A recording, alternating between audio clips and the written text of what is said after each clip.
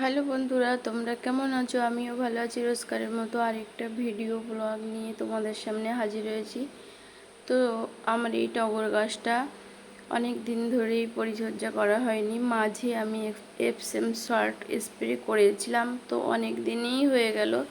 গাছের পাতাগুলো হলুদ হয়েছে, তো আবার ভাবছি আরেকটু ট্রিটমেন্ট করি। তো দেখো, এদিকে গরমের সময় গাছগুলো খুব রাখাও পরিচর্যা খুব সমস্যা হয়ে যাচ্ছে। তো তবুও গাছগুলো একটু সতেজ রাখার চেষ্টা করছি। তো দেখো, এদিকে গাছগুলোর থেকে কিছুটা চারি সাইড খুঁড়িয়ে আমি মাটিটা বেশ শিকড় পর্যন্ত তুলে নেব। এদিকে দেখো, সবজির খোসা আমি একটা পাত্রে রেখে দিয়েছিলাম, তো কিছুটা সবজির খোসা শুকিয়ে গেছে। কিছুটা সবজির খোসা শুকিয়েছিল। তো দেখো, কলার খোসাগুলো বেশ শুকনো ঝুড়ি ঝুড়ি হয়ে গেছে। তো কেটে কেটে আমি গাছের চারি সাইডে আমি দিয়ে দেবো গাছের। দেখো, এদিকে সবজির খোসা, পেঁয়াজের খোসা, ডিমের খোসা, তো এগুলো সব শুকিয়ে আছে। সবজির যে ছাল, সেগুলো সব শুকিয়ে আছে, আমি চারি সাইড দিয়ে দেবো।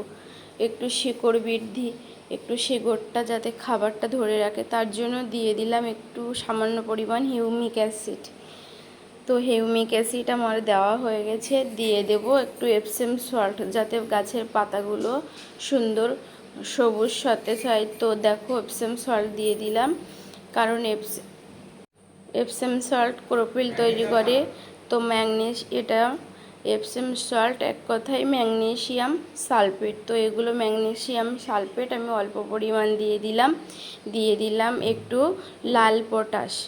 তো লাল পটাশ গাছের ফুল ভালো বৃদ্ধি পাবে, কারণ গাছগুলো তো কুঁড়িতে ভরে আছে। তো দেখো, এই গাছগুলো সুন্দর কুঁড়িগুলো বৃদ্ধি পাবে। তো তার জন্য একটা লাল পটাশ আমি সার দিয়ে দিলাম। তো দিয়ে দেবো এরপরে যে সারটা আমি ব্যবহার করলাম, দিয়ে আমি যে সবজির খোসা, পেঁয়াজের খোসা, ডিমের খোসা রেখেছি, কলার খোসা গুঁড়ো করে এর মধ্যে আমি গাছগুলো দিয়ে গোড়াতে ঢেকে দেবো। দিয়ে আমি তার উপর থেকে একটু মাটি প্রয়োগ করব। তো গাছগুলো দেখো, এইভাবে তোমাদের যদি টগর গাছ থাকে, এইভাবে পরিচর্যা করলে খুব সুন্দর বৃদ্ধি পাবে গাছটা। এবার খুব সুন্দর ফুলও আসবে। তো দেখো, আমি চারি সাইডে সুন্দরভাবে মাটিগুলো তুলে নিয়েছিলাম, মাটিগুলো সুন্দরভাবে দিয়ে দিচ্ছি। তো বন্ধুরা, ভিডিওটা কেমন লাগলো জানিও। ভিডিওটা ভালো লাগলে লাইক, কমেন্ট, শেয়ার করে পাশে থেকো। যারা নতুন বন্ধু আছো, চ্যানেলটা সাবস্ক্রাইব করো। তো দেখো, তোমাদের একটা লাইক, একটা কমেন্ট তো আমাকে ভিডিও করার আশা জাগায়। তো দেখো, কারণ তোমাদের সুন্দর সুন্দর কমেন্টগুলো তো পরবর্তী ভিডিওর জন্য খুব ভালো লাগে। তো দেখো, আমি গাছের মাটি তোলা হয়ে গেছে, এদিকে আমি গাছটাতে সুন্দর করে জল দিয়ে দেব।